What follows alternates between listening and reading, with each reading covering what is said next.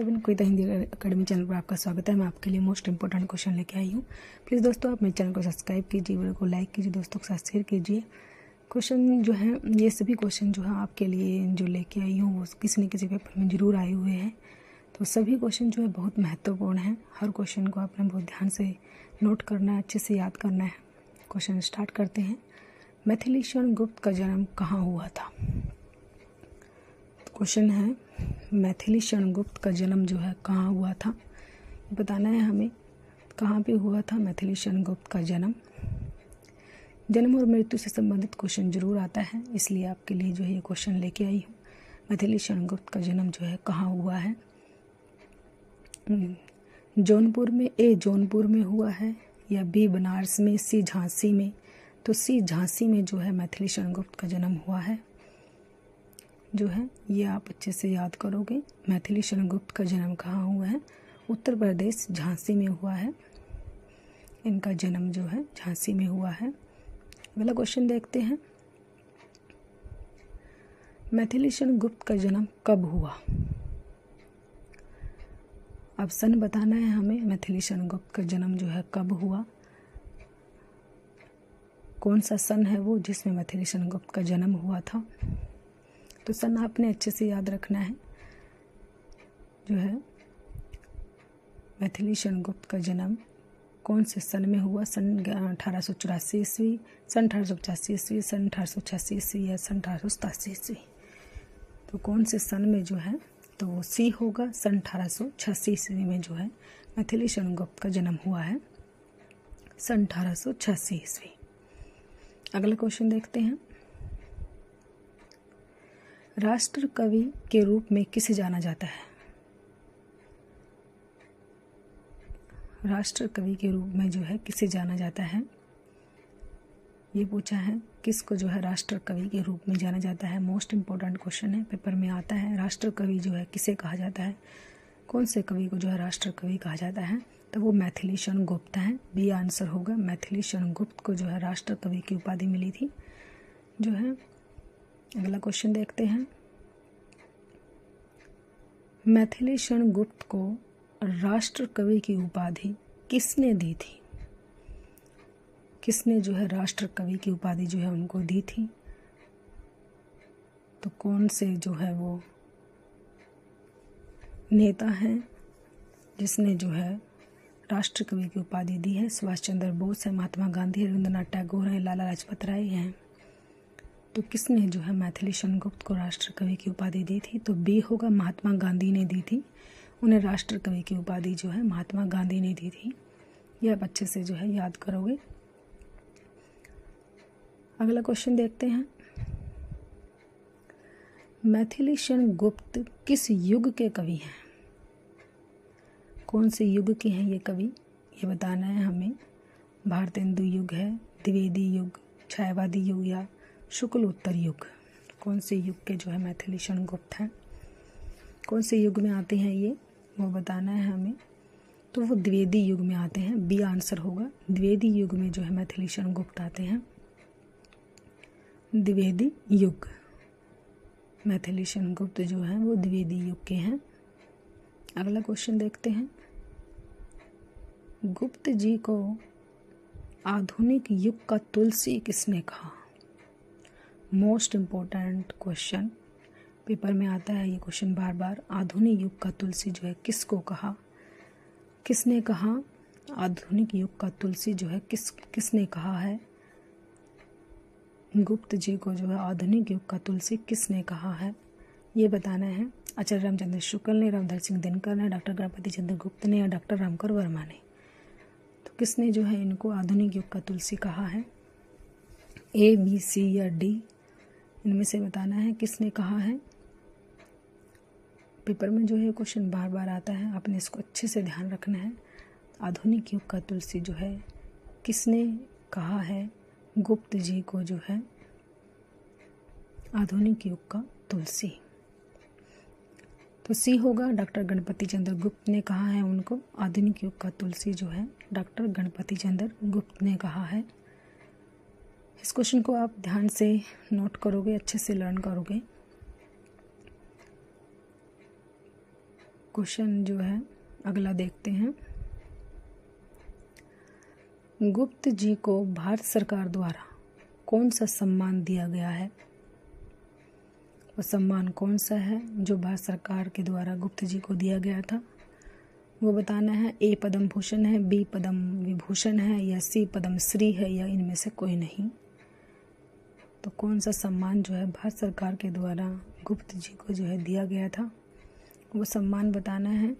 कौन सा सम्मान है? तो पद्म भूषण है, वो ए होगा, पद्म भूषण। ए आंसर होगा पद्म भूषण। ये जो है सन कौन से सन में दिया गया था? तो 1954 ईस्वी में दिया गया था। ये भी आप अच्छे से नोट करोगे। 1954 ईस्वी में जो है दिया गया था भारत सरकार के द्वारा गुप्त जी को जो सम्मान जो है। अगला क्वेश्चन देखते हैं। मैथिलीशरण गुप्त की खड़ी बोली में रचित पहली कविता है। पहली कविता कौन सी है उनकी? ए जयद्रथवध, बी हेमंत, सी साकेत, या डी रंग में भंग। तो मैथिलीशरण गुप्त की खड़ी बोली में पहली रचना कौन सी लिखी थी उन्होंने? तो बी होगा, हेमंत लिखी थी। पहली रचना जो उन्होंने खड़ी बोली में हेमंत लिखी थी। ये आप अच्छे से ध्यान रखोगे। हेमंत को जो है उन्होंने पहले लिखा था खड़ी बोली में, पहली कविता है वो उनकी। तो पहली कविता जो है पूछी जाती है मैथिलीशरण गुप्त की। अगला क्वेश्चन देखते हैं।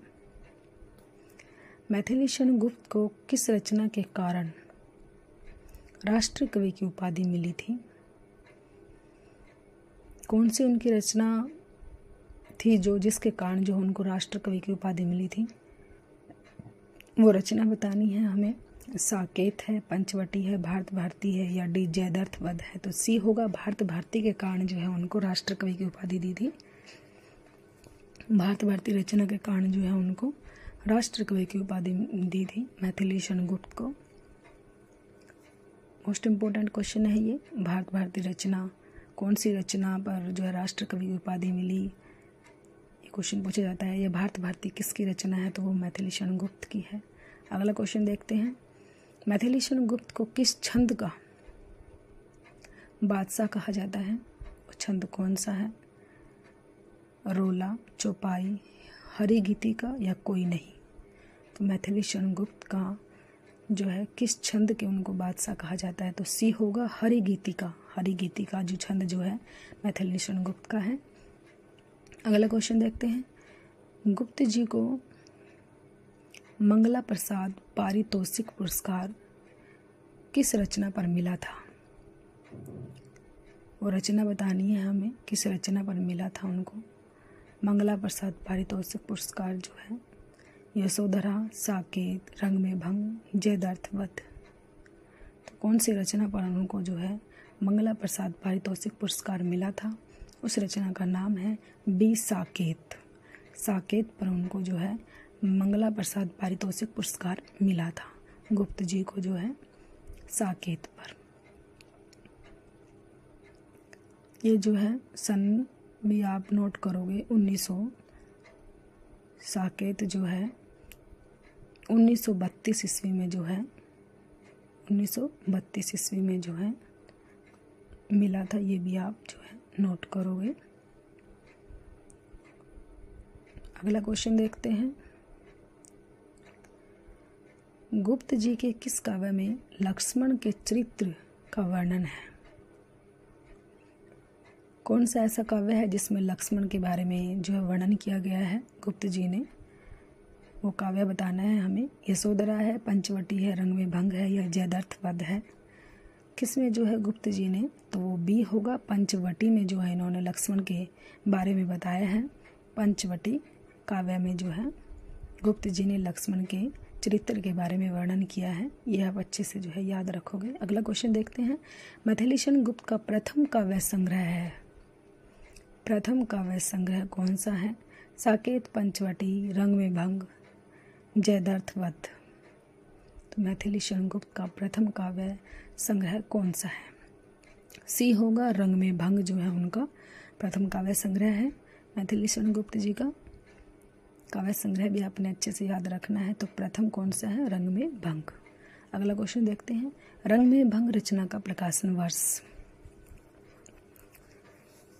सन 1909 ईस्वी, सन 1910 ईस्वी, सन 1911 ईस्वी या सन 1912 ईस्वी।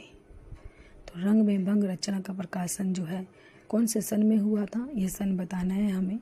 रंग में भंग रचना जो है कौन से सन में प्रकाशित हुई थी, ए, बी, सी या डी।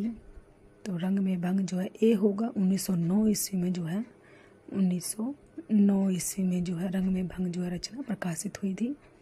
ये आप अच्छे से नोट करोगे।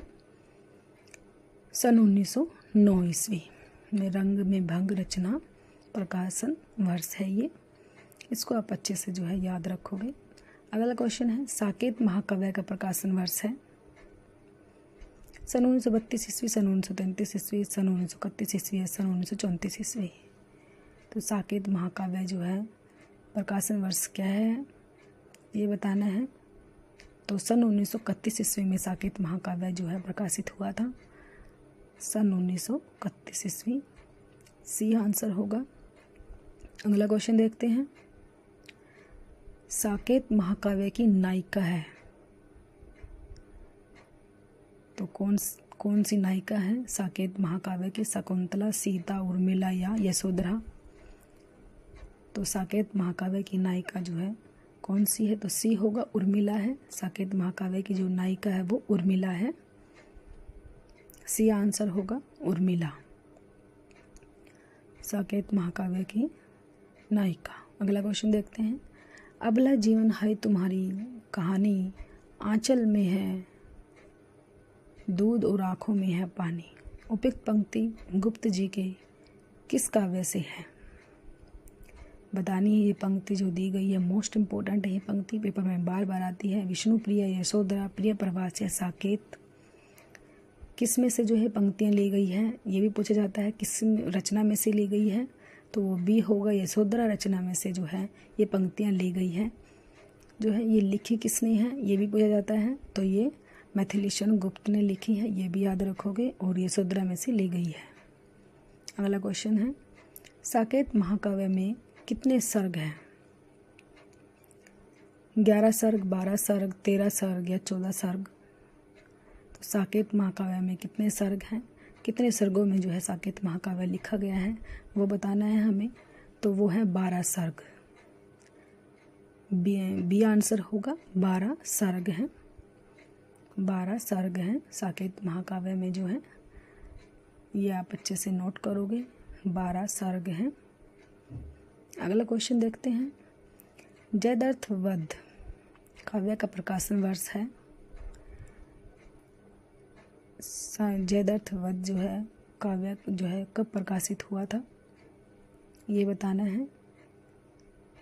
बी आंसर होगा, सन 1910 ईस्वी में प्रकाशित हुआ था जयद्रथ वध जो है सन 1910 ईस्वी। अगला क्वेश्चन देखते हैं, पंचवटी काव्य का प्रकाशन वर्ष है। सन 1927 ईस्वी, सन 1928 ईस्वी, सन 1926 ईस्वी, सन 1925 ईस्वी। तो पंचवटी काव्य जो है कब प्रकाशित हुआ, ए, बी, सी या डी। पंचवटी काव्य जो है डी आंसर होगा, सन 1925 ईस्वी में जो है पंचवटी काव्य जो है प्रकाशित हुआ था, सन 1925 ईस्वी। अगला क्वेश्चन देखते हैं, झंकार झंकार रचना का प्रकाशन वर्ष है।